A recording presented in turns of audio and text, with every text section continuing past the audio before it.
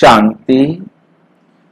15 मई 2024 आज की साकार मुरली रंगीन बड़े बड़े अक्षरों में पढ़ें, सुने और मंथन करें। हम प्रतिदिन प्रातः 6 बजे 4:30 बजे मुरली मंथन करते हैं। आप भी यदि मुरली मंथन में जुड़ना चाहते हैं तो इसी वीडियो के नीचे डिस्क्रिप्शन बॉक्स में लिंक दिया हुआ है। वो प्रतिदिन का लिंक एक ही है और आप उसी लिंक से रोजाना सवेरे 6 बजे या शाम को 4 बजे जुड़ सकते हैं।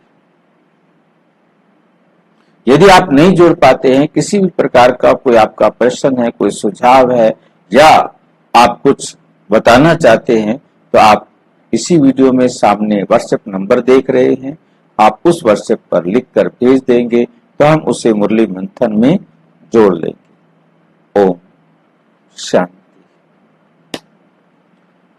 आज की मुरली का सार। मीठा मीठा बाबा कहते, मीठे बच्चे याद का आधार है, याद का आधार है प्यार। क्योंकि याद हम उसी को करेंगे जिससे हमें प्यार है। जिससे हमें प्यार नहीं, हम उसे क्यों याद करेंगे? इतनी बड़ी दुनिया पड़ी है, हम उसी को याद करते हैं जिससे हमें प्यार है। ये भी तो है, जिससे हमें नफरत है उसको भी याद नहीं। हाँ, जिसको हमें नफरत है उसे भी याद करेंगे। याद आती है। परंतु यहाँ बाबा आज याद का आधार क्या है? प्यार। तो नफरत वाला और भी प्यार वाला याद में अंतर है। और नफरत वाले में हमारे अंदर नेगेटिविटी भर जाती है, जिससे हमारा जीवन और दुखी हो जाता है। प्यार वाले याद में हमारे अंदर क्या होता है? पॉजिटिविटी आती है। परंतु अब प्रश्न ये उठता है कि हम प्यार क्यों करते हैं? प्यार किसे करते हैं? प्यार किस से करते हैं? क्यों करते हैं? क्यों करते हैं प्यार और किससे करते हैं? हाँ जी, जिससे हमें कोई फायदा होना है, जिससे हमें कुछ प्राप्ति होनी है, चाहे वो माँ हो, चाहे वो बाप हो, चाहे वो भाई हो, चाहे वो बेटा हो, चाहे पति हो, चाहे पत्नी हो, कोई हो, पड़ोसी हो, कोई हो, जिससे हमें कुछ बेनिफिट होना है, हम उसी को याद करते, नहीं तो हम उसे याद क्यों करेंगे? अब जिससे हमें बेनिफिट मिल रहा है उसका हमारे पास पूरा परिचय भी हो। यदि हमारे पास बेनिफिट तो हो सकता है, परंतु वो है कौन, उसका यदि हमें परिचय नहीं है तो भी हम उसे याद नहीं कर सकते। जब हमें समझ में आ जाता है कि इसको याद करने से, इसके सहयोग से हम बहुत आगे बढ़ सकते हैं, हमारे में परिवर्तन आ सकता है, हमारा सुधार हो सकता है, तो और याद का आधार हो गया प्यार और प्यार का आधार हो गया प्राप्ति। और उसके बाद आ जाता है हमारे पास कि प्यार का सबूत क्या है? प्यार का सबूत है कहना मानना। हम किसी से भी प्यार करते हैं तो उसका सबूत होता है कि हम उसका कहना मान रहे हैं। यदि हम उसका कहना नहीं मान रहे, हम कितना भी कहें, हम उससे प्यार नहीं करते। ये छोटा बच्चा भी अच्छी तरह जानता है और सभी जानते हैं और कहा भी जाता है कि तुम क्या मुझसे प्यार करते हो, तो मेरी इतनी सी बात तो मानते नहीं हो। तो परमात्मा आज हमें इसी बात को एहसास करा रहे हैं कि याद का आधार है प्यार और प्यार में कमी है। प्यार में कमी है। अब प्यार में कमी है तो याद एक रस रह नहीं सकती। अब प्यार में कमी का कारण कहाँ होता है कि कहीं ना कहीं प्राप्ति में भी कमी है, याद में भी कमी है। याद में कमी है, प्यार में कमी है। जब हमें लगता है कि उससे ज्यादा प्राप्ति तो उसमें है, उससे ज्यादा फायदा तो इसमें है, जब हम किसी और में ज्यादा फायदा देखते हैं तो हम पहले वाले को छोड़ देते हैं, उनको उतना याद नहीं करते। जैसे कन्या है या कोई लड़का है, अपने परिवार से ज्यादा प्यार करता है, और जब उन्हें प्यार हो गया किसी और से, तब वो परिवार उतना अच्छा नहीं लगता जितना अच्छा वो लगता है। ठीक इसी पर, हाँ जी, क्या जाता है ना, प्यार निस्वार्थ नहीं होता, प्यार निस्वार्थ होता है। प्यार स्वार्थी है या निस्वार्थी है, ये करने वाले पर निर्भर करता है, क्यों नहीं। आज इस देह भान के अंदर जो भी करते हैं वो देह अर्थी करते हैं, वो स्वार्थी नहीं होते। वो देह अर्थी करते हैं, देह के लिए प्यार करते हैं, देह की जरूरतों को पूरा करने के लिए प्यार करते हैं। परंतु परमात्मा आकर केवल हमें स्वार्थी प्यार करना सिखाते हैं, जिससे हम स्व के लिए प्यार कर अपने आप को श्रेष्ठ बनाते। स्वार्थ तो सही अर्थ के आधार पर जानकर करें ना, तब हम स्वार्थी शब्द को प्रयोग करें। बाकी दुनिया के हिसाब से सारे के सारे अपने मतलब के लिए प्यार करते। बच्चे को भी मां से प्यार है तो अपने मतलब के लिए, मां ने उसका एक कहना नहीं माना तो कह देता है तू मेरे से प्यार नहीं करती, उससे प्यार करती है, उसको सब चीजें लेकर के देती है, सब मतलब से प्यार करते। अब मां चाहे कितना भी कहे कि मैं तो आप दोनों को प्यार करती हूं, परंतु वो मानने वाला नहीं, उसको कोई नहीं मना सकता। और यदि हम भी प्यार करते हैं, बच्चों से प्यार करते हैं, देह के आधार पर प्यार करते हैं कि बुढ़ापे में ये हमारा सहयोग दे देंगे। अब वो देंगे नहीं देंगे क्या होगा वो आगे का पार्ट है। तो देह के लिए सारी दुनिया प्यार करती है, देह को स्वार्थ समझती है, देह को स्वार्थ समझती है। अब स्वार्थ या निस्वार्थ इसकी परिभाषा अलग हो जाती है। कोई भी ऐसा दुनिया में नहीं है जो मतलब कोई इच्छा ना रख के किसी को प्यार करे।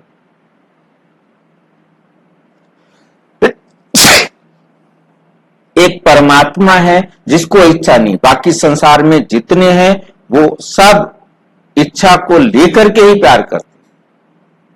पहले तो इच्छा है, सीधा बाबा ने बताया कि प्यार किसको, जिससे प्राप्ति हो रही है उसको प्यार याद करेंगे, उससे प्यार करेंगे।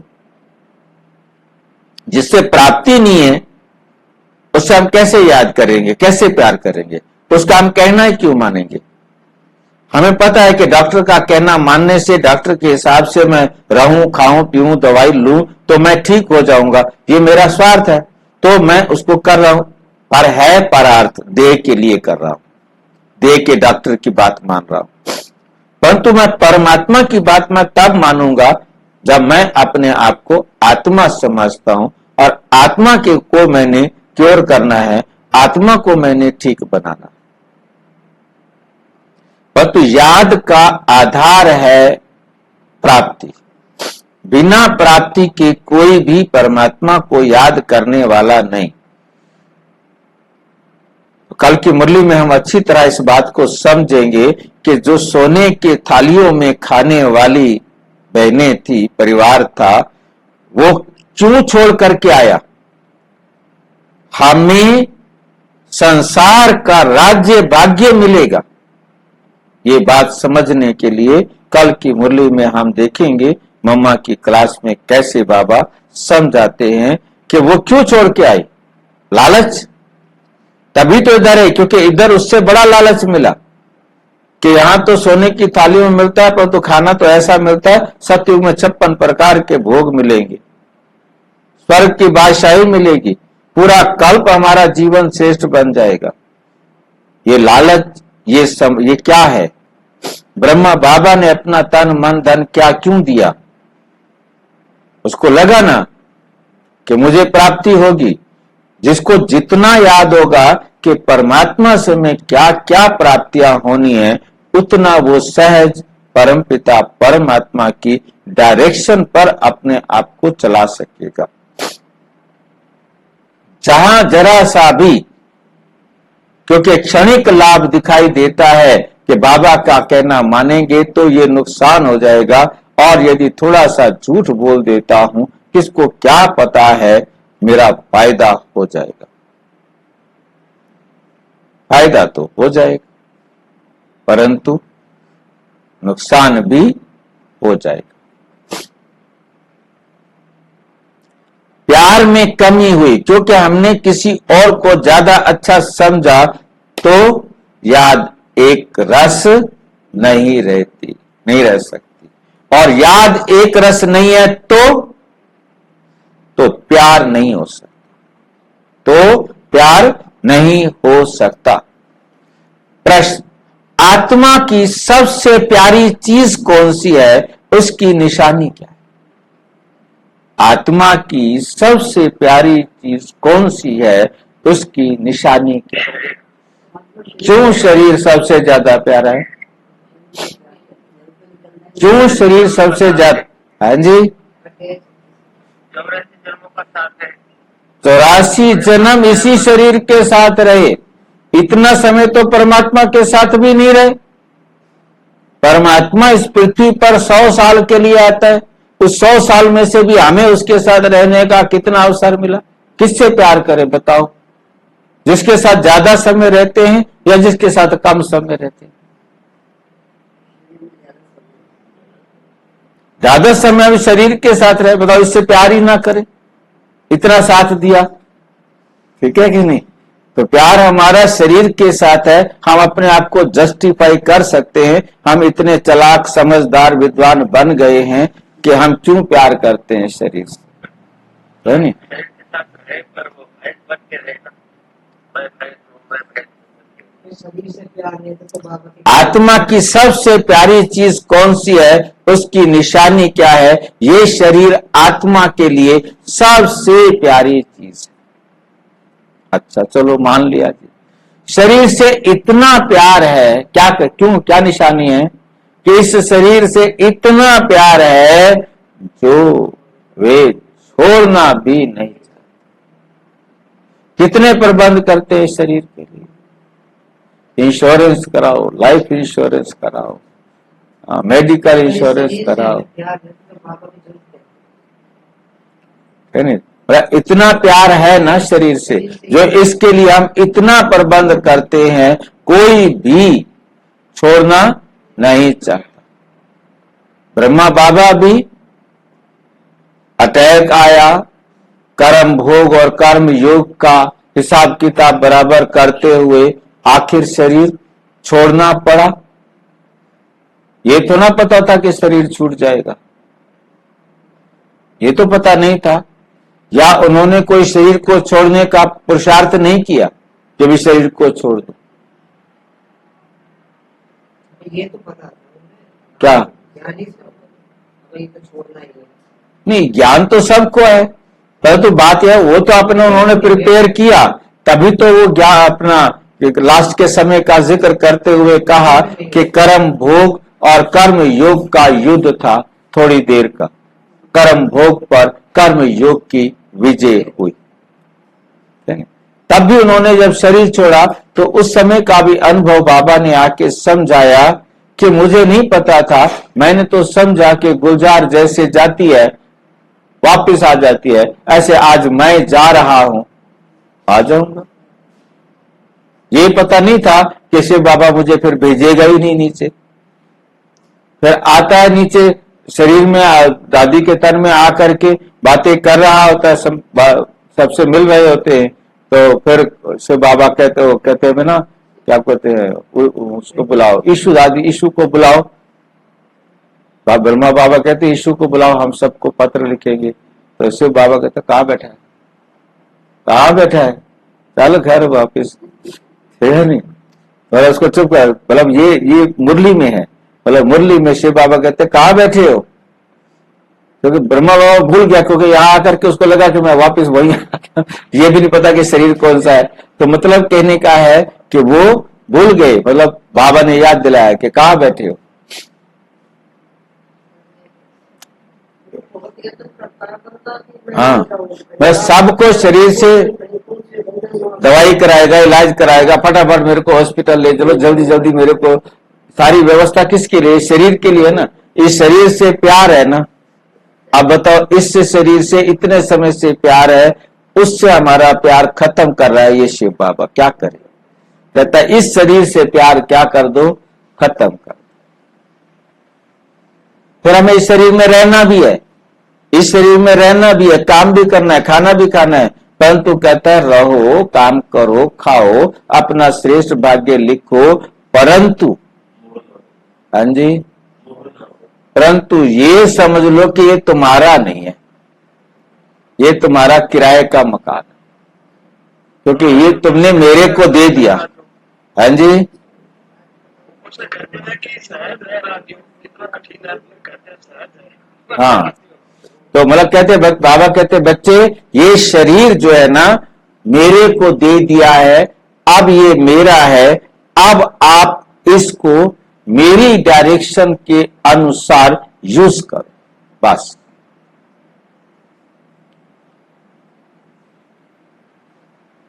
बचाव के लिए अनेक प्रबंध रचती है। बाप कहते हैं बच्चे, ये तो तमो प्रधान छी शरीर है, तुम्हें अब नया शरीर लेना है। टॉफी बड़ी लेके आया, लालच कितना बड़ा लेके आया। बच्चे देखो, ये बीमार शरीर है, किसी काम का नहीं है अब ये शरीर, है नहीं।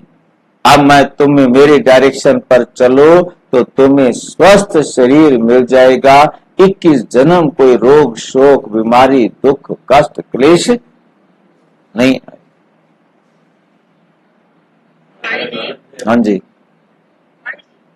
बोलो। कहते हैं जब मैं आता तो तुम सबकी वानप्रस्थ अवस्था होती है, मैं सबको ले जाता हूँ, इसका मतलब पढ़ बताइए। मतलब बाबा कहते बच्चे, वानप्रस्थ अवस्था मतलब अब घर जाने का समय आ गया। मेरा आने का मतलब ही है मैं आता ही तब हूं जब सबको अपने घर परम धाम जाना है। मेरा काम है आकर के सबको परम धाम ले जाना। तो मैं आया हूं तो घर ले जाने के लिए आया हूं ना, वानप्रस्थ में ले जाने के लिए आया हूं। जब तुम्हारी वानप्रस्थ अवस्था होती है तभी मैं आता हूं, क्योंकि सबको कहां ले जाना है? अपने घर, वाणी से परे स्थित करना है, उस अवस्था में लेके जाना। तुम्हें अब नया शरीर लेना है, इसलिए इस पुराने शरीर से ममत्व निकाल दो। ममत्व निकालने की विधि क्या दी कि ये किराए पर हो, तो जैसे मैं किराएदार हूं ऐसे तुम भी इसमें किराएदार हो। ये समझकर इस शरीर को यूज करो। जैसे किराएदार को मकान से कोई ममत्व नहीं होता, ऐसे तुम भी किराएदार हो, इससे ममत्व नहीं रखो, खत्म कर दो ममत्व।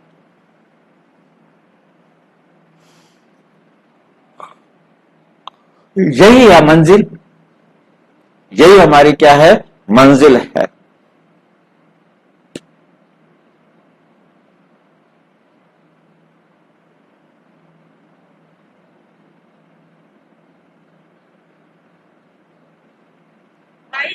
हाँ जी, वाणी से पहले तो लास्ट में न जाएंगे। वाणी से परे लास्ट में जाएंगे, तो लास्ट तो आ गया, तभी तो परमात्मा हमें ले जाने के लिए आया है। इससे आगे कोई और लास्ट तो आने वाला नहीं है ना।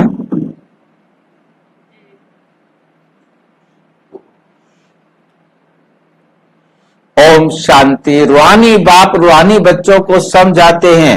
अब ये तो बच्चे जानते हैं कि देवी स्वराज्य का उद्घाटन तो हो चुका है, अब तैयारी हो रही है वहां जाने के लिए। वहां जाने के लिए जहां कोई शाखा खोलते हैं तो कोशिश की जाती है बड़े आदमी द्वारा ओपनिंग कराने की। बड़े आदमी को देख नीचे वाले ऑफिसर्स आदि सब आएंगे।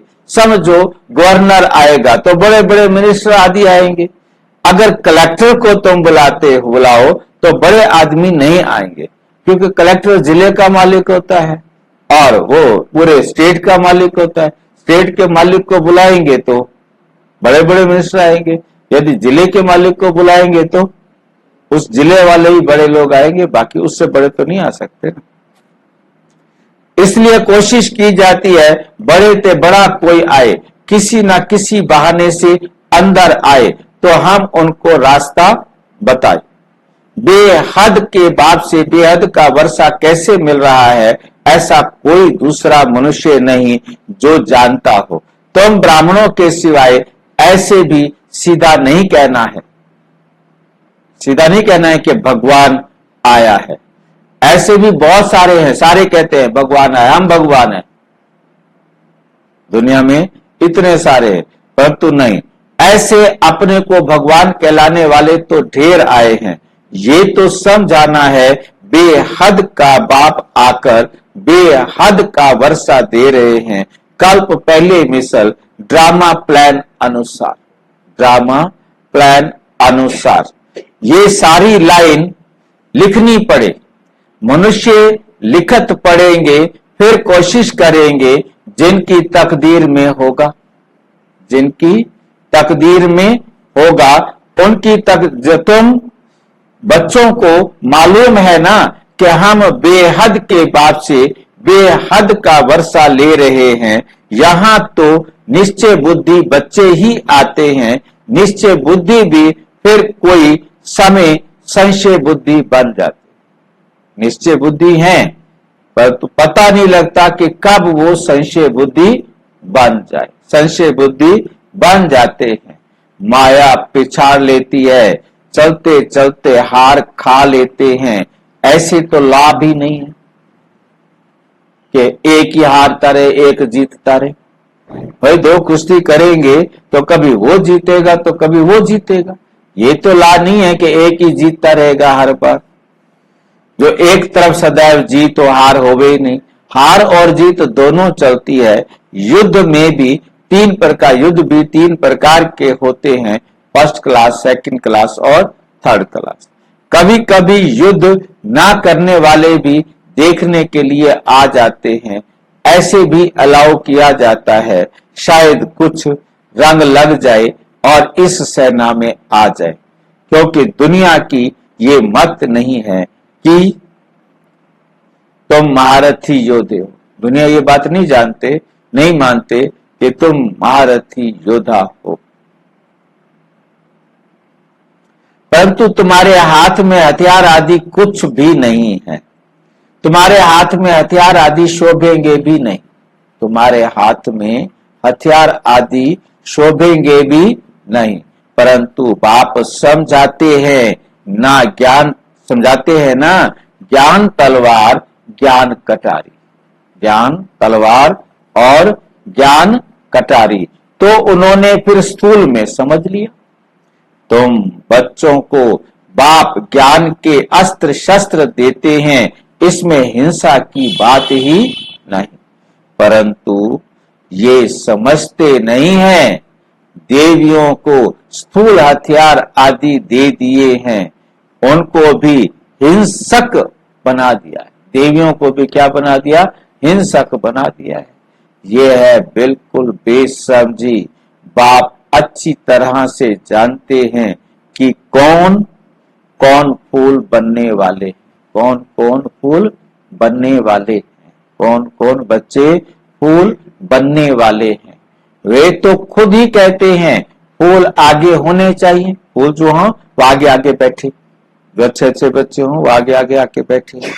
सर्टेन है ये फूल बनने वाले हैं, बाबा नाम नहीं लेते, नहीं तो और कहेंगे अच्छा ये फूल है और हम काटे हैं, वो सगे हैं, हम मतराए हैं, कल से कर लियो उसको, सगों को मुरली सुनाइयो, हम ना आवे।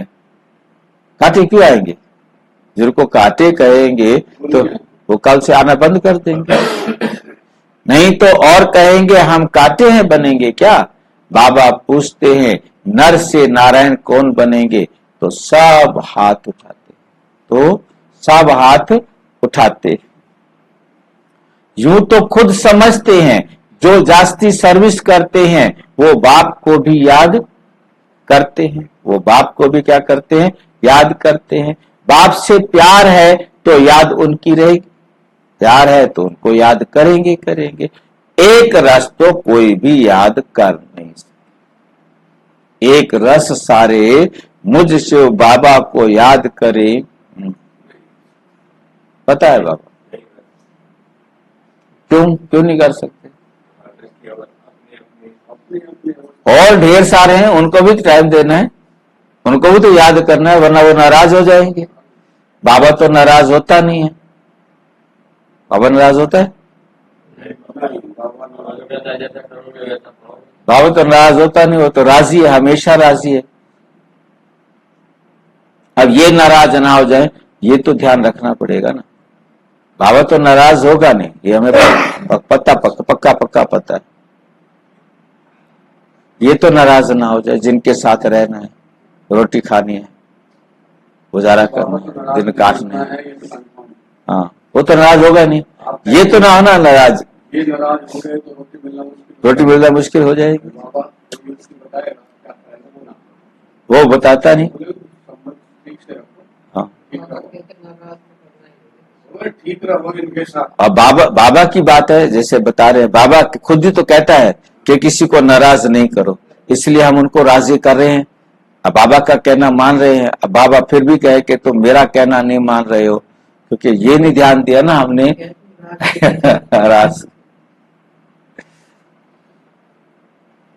क्योंकि हम दुनिया वालों को राजी कब कर सकते हैं? जब उनको नाशवान चीजें प्रोवाइड कराए, नाशवान सुख उनको दे, नाशवान सुविधाएं दे। आज के टाइम में परंतु उनको राजी कर सकते हैं, स्वार्थी है हर व्यक्ति स्वार्थी। और कहाँ तक उनको पूरा नहीं कर ये हमें अच्छा लगता है, अच्छा लगता है। हमें मीन्स दो, हमें मतलब दो, मैं आत्मा नहीं, हमें मतलब मैं आत्मा शरीर सहित, तब हम है ना। अच्छा लगता है। क्योंकि जब हम देह सहित जीव आत्मा समझते हैं तब हमें बोलते, वरना हमें क्या बोलना चाहिए? मैं आत्मा, बस। मैं आत्मा करके देंगे तो नाराज करो, फिर नाराज होता रहो। मैंने एक अच्छी बात कह रखी है ना कि भाई जो है ना, इच्छा दुख का काम, और बाहर जिसको आप इच्छा के बिना काम ही नहीं चलता। जिसके साथ रह रहे वो सब इच्छा वाले हैं। मुझे चाहिए, हमें नहीं चाहिए। इच्छा तो हमें भी चाहिए, हमें भी चाहिए, लेकिन प्यार से बोले, सम्मान दे, हमें ये भी तो हमारी इच्छाएं हैं। उसमें बहुत चीजें आती हैं। चलो हम तो चलो, प्यारी चीज को तो बहुत याद किया जाता है। बच्चे प्यारे होते हैं तो माँ बाप गोदी में उठा लेते हैं। छोटे बच्चों को प्यार होता है ना, इसलिए उनको गोदी में उठा लेते हैं। बच्चों को भी फूल है, जैसे तुम बच्चों की दिल होती है शिव बाबा के पास जाए, वैसे छोटे बच्चे भी खींचते हैं। झट बच्चों को उठाए गोद में बिठाएंगे, प्यार करेंगे। ये बेहद का बाप तो बहुत प्यारा है। सभी शुभ मनोकामनाएं पूरी कर देते हैं। मनुष्यों को क्या चाहिए? एक तो चाहते हैं तंदुरुस्ती अच्छी हो, कभी बीमार ना हो।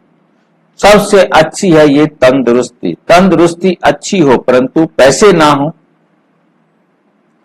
तो भी वो तंदुरुस्ती भी क्या काम, रोटी खाने को ना मिले।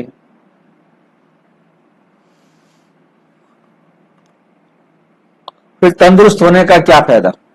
पैसे तो चाहिए, खाना तो चाहिए ना अच्छा से, जिससे सुख मिले। बाप कहते हैं तुमको हेल्थ और वेल्थ देने की दोनों ही मिलनी है। तुमको क्या मिलना है? हेल्थ और वेल्थ दोनों ही मिलनी है। ये कोई नई बात नहीं है, ये कोई नई बात नहीं है। ये तो बहुत बहुत पुरानी बात है। तुम जब मिलेंगे तब ऐसे ही कहेंगे, बाकी ऐसे नहीं कहेंगे कि लाखों वर्ष हुए, पद्मों वर्ष हुए। नहीं, तुम जानते हो ये पुरानी दुनिया कब होती है? पुरानी कब होती है? हम आत्माएं नई कब होते? हम आत्माएं नई दुनिया में जाती हैं, फिर पुरानी में आती हैं। तुम्हारा नाम ही रखा है ऑलराउंडर, सारा चक्र लगाने वाले, सारा चक्कर लगाने वाले। बाप ने समझाया है तुम ऑलराउंडर्स हो, पाठ बजाते बजाते अभी बहुत जन्मों के अंत में आकर पहुंचते हो। पहले पहले शुरू में तुम पाठ बजाने आते हो, वो है स्वीट साइलेंस होम, वो है स्वीट साइलेंस होम, जहां से हम आत्माएं इस संसार में पाठ बजाने के लिए आती हैं। मनुष्य शांति के लिए कितना हैरान होते हैं। ये नहीं समझते कि हम शांति धाम में थे, फिर वहां से आए ही हो पाठ बजाने, पाठ पूरा हुआ, फिर हम जहां से आए हैं वहां जरूर जाएंगे।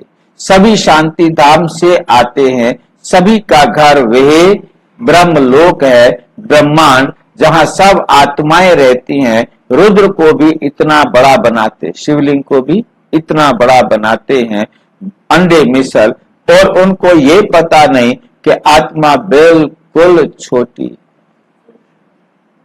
उसे हम ना तो इन आंखों से तो क्या दुनिया के किसी सूक्ष्मदर्शी यंत्र से देख सकते हैं।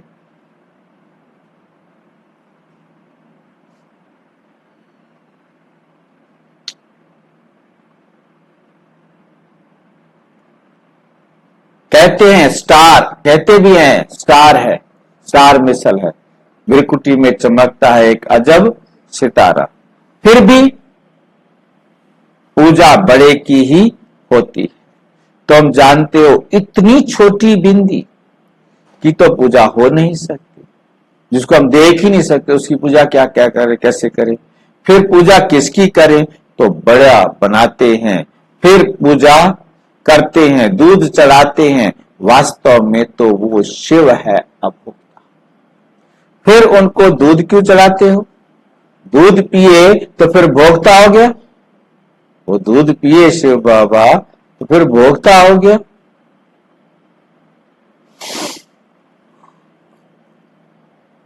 ये भी वंडर है। सब कहते हैं वो हमारा वारिस है, हम उनके वारिस हैं क्योंकि हम उन पर फिदा हुए।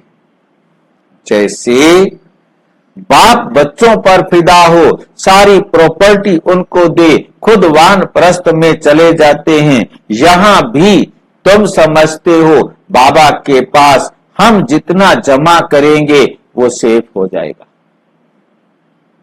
गायन भी है, किनकी दबी रहेगी धूल में, तुम बच्चे जानते हो कुछ भी रहता ही नहीं है, कुछ भी रहता ही नहीं है। सब भस्म हो जाना है ऐसे भी नहीं है। समझो एरोप्लेन गिरते हैं, विनाश होता है तो चोरों को माल मिलता है, लेकिन चोर आदि खुद भी खत्म हो जाएंगे। उस समय चोरी आदि भी बंद हो जाती है। नहीं तो एरोप्लेन गिरता है तो पहले पहले सब माल चोरों के हाथ में आता है, फिर वहां ही जंगल में माल छिपा देते हैं। सेकंड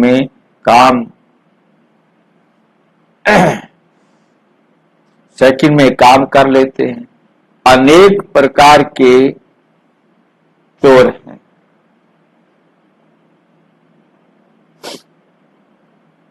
अनेक प्रकार की चोरी के काम करते हैं, कोई रॉयल्टी से तो कोई अनरॉयल्टी से। तुम जानते हो ये सब विनाश हो जाएगा, ये सब विनाश हो जाएगा और तुम सारे विश्व के मालिक बन जाएंगे। तुमको कहां कुछ ढूंढना नहीं पड़ेगा। कौन लेके आएगा आपको, कौन लेके आएगा, हमें ढूंढना नहीं पड़ेगा सारा सामान। हम संसार के मालिक बन जाएंगे। कहां से आ जाएगा सारा सामान।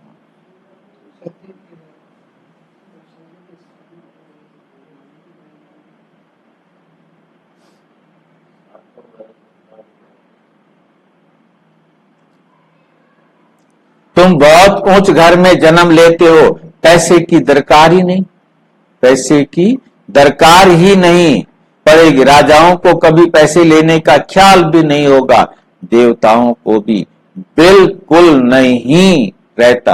बाप तुमको इतना सब कुछ दे देते हैं जो कभी चोरी चकारी ईर्ष्या आदि की बात ही नहीं।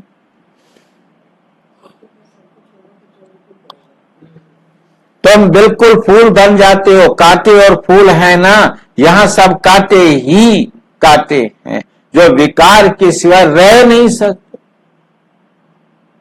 विकार के बिना रह नहीं सकते, तो उनको जरूर कांटा ही कहना पड़ेगा ना।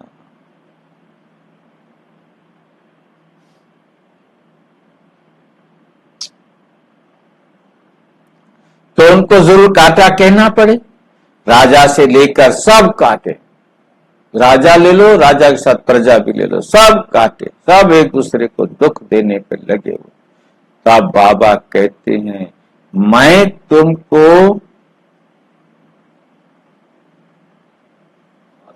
तुमको इन लक्ष्मी नारायण जैसा बनाता हूं, अर्थात राजाओं का भी राजा बनाता हूं। ये कांटे फूलों के आगे जाकर माथा झुकाते, जो कांटे हैं वो फूलों के आगे जाकर क्या करते हैं, माथा झुकाते।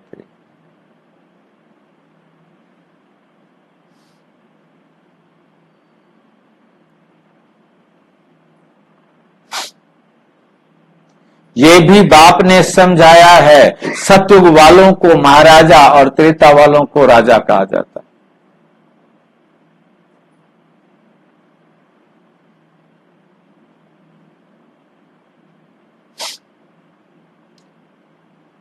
बड़े आदमी को कहेंगे महाराजा, छोटी आमदनी वाले को राजा कहेंगे। महाराजा की दरबार पहले होगी, मर्तबे तो होते ही है ना, कुर्सियां भी नंबरवार मिलेंगी। समझो ना आने वाला कोई आ जाता है तो भी पहले कुर्सी उनको देंगे जो आया।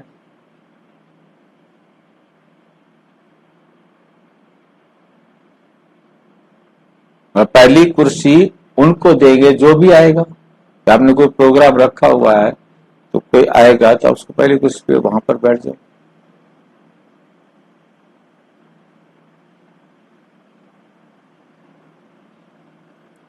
तुम जानते हो हमारी माला बनती है, ये भी तुम बच्चों की ही बुद्धि में है और किसकी बुद्धि में नहीं। रुद्र माला उठाकर फेरते रहते हैं, तुम भी फेरते थे ना, अनेक मंत्र जपते थे। बाप कहते हैं ये भी भक्ति है, यहां तो एक को ही याद करना है बस।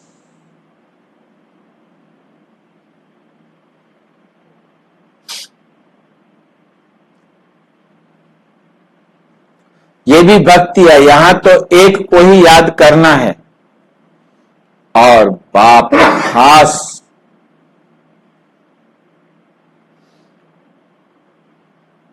कहते हैं मीठे मीठे रूहानी बच्चे, भक्ति मार्ग में देह अभिमान के कारण तुम सबको याद करते थे, अब मामेकम याद करो। एक बाप मिला है तो उठते बैठते चलते फिरते क्या करो, बाप को याद करने से सारे विश्व की बादशाही मिलती है। जितना टाइम होता जाएगा उतना जल्दी जल्दी याद करते रहेंगे, दिन प्रतिदिन।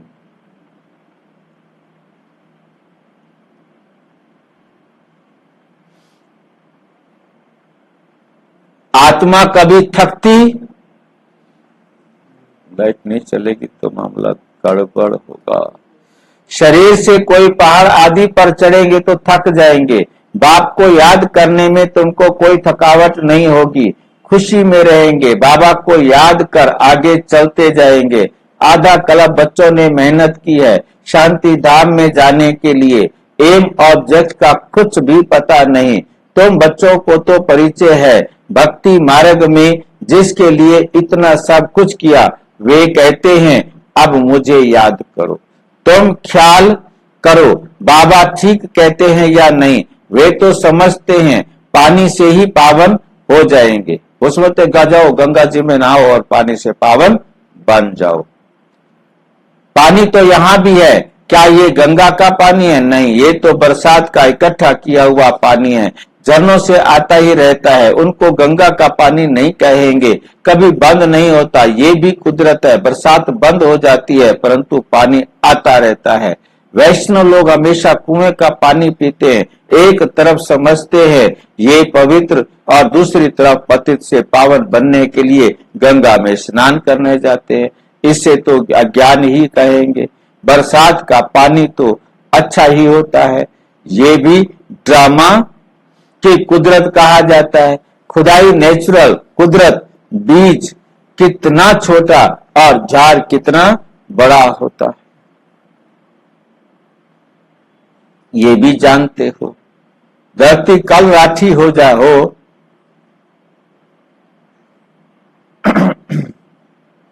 धरती कल राठी हो जाती है तो फिर उसमें ताकत नहीं रहती, स्वाद नहीं रहता। तुम बच्चों को बाप यहां ही सब अनुभव कराते हैं स्वर्ग कैसा होगा, अभी तो नहीं है। ड्रामा में ये भी नूंद है, बच्चों को साक्षात्कार होता है, वहां के फल आदि कैसे अच्छे मीठे होते हैं, तुम ध्यान में देख आकर सुनाते हो। फिर अभी जो साक्षात्कार करते हो तो वे वहां जब जाएंगे तब इन आंखों से देखेंगे, मुख से खाएंगे। जो भी साक्षात्कार करते हो वो सब इन आंखों से देखेंगे।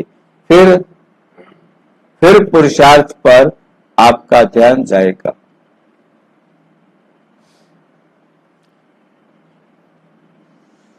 पुरुषार्थी नहीं करेंगे तो क्या पद पाएंगे? तुम्हारा पुरुषार्थ चल रहा है, तुम ऐसे बनेंगे। विनाश के बाद इन लक्ष्मी नारायण का राज्य होगा, ये भी अब मालूम पड़ा है। पावन बनने के में टाइम लगता है, याद की यात्रा मुख्य है। देखा गया बहन भाई समझने से भी बाज नहीं आते हैं, बुरी आदत नहीं छोड़ते हैं, तो अब फिर कहते हैं भाई भाई समझो। बहन भाई समझने से भी दृष्टि नहीं फिरती है, भाई भाई देखने से फिर शरीर ही नहीं रहता है। हम सब आत्माएं हैं, शरीर नहीं है। जो कुछ यहाँ देखने में आता है वे तो विनाश हो जाएगा। ये शरीर छोड़कर तुमको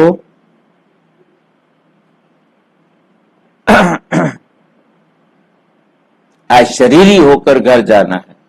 तुम यहाँ आते ही हो सीखने के लिए कि हम ये शरीर छोड़ कैसे जाएं। मंजिल तो है ना, शरीर तो आत्मा को बहुत प्यारा है, शरीर ना छूटे इसके लिए आत्मा कितने प्रबंध करती है, कहीं हमारा ये शरीर छूट ना जाए। आत्मा को इस शरीर में बहुत बहुत प्यार है। बाप कहते हैं ये तो पुराना शरीर है, तुम भी तमो प्रधान हो, तुम्हारी आत्मा छी है, इसलिए दुखी बीमार हो पड़ते हैं। बाप कहते हैं अभी शरीर से प्यार नहीं रखना, ये तो पुराना शरीर है, अब तुम्हारा नया खाद वाला शरीर कोई नुकसान नहीं, जहां से खरीद करना है। बाप कहते हैं मुझे याद करो तो पावन बन जाएंगे।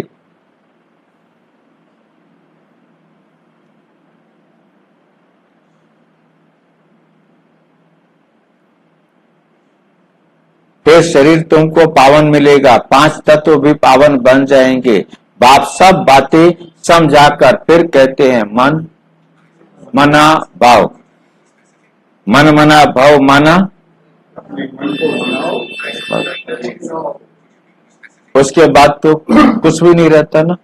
अच्छा, मीठे मीठे सिक्की लदे बच्चों प्रति माता पिता बाप दादा का याद प्यार और गुड मॉर्निंग। रूहानी बाप की रूहानी बच्चों को नमस्ते, हम रूहानी बच्चों की रूहानी बाप दादा को नमस्ते नमस्ते नमस्ते। धारणा के लिए मुख्य सार नंबर 1, शिव बाबा के हम वारिस है, वो हमारा वारिस है। इस निश्चय से बाप पर पूरा फिदा होना है। जितना बाबा के पास जमा करेंगे उतना सेफ हो जाएंगे। कहा जाता है, इसके बाद हम नहीं पढ़ेंगे, नहीं तो कहा जाता है,